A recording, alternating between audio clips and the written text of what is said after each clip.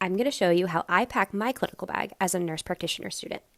A pen bag is a must because I am constantly taking notes.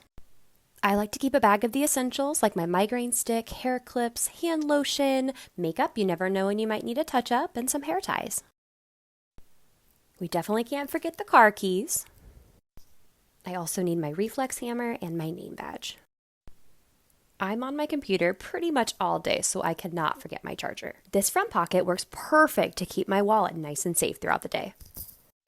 Cheat sheets and clinical practice guidelines are my best friend in clinical. I'm always referencing either my clinical practice guidelines or my textbooks, and depending on the day, I might even get a chance to do some homework. I like to keep my planner, and I always have my MacBook with me, and I love that it has this snap to keep it safe. I like to keep my stethoscope on top so it doesn't get smushed, and I don't know about you, but I have to have my coffee. I'm all packed and ready for clinical. Thanks for watching!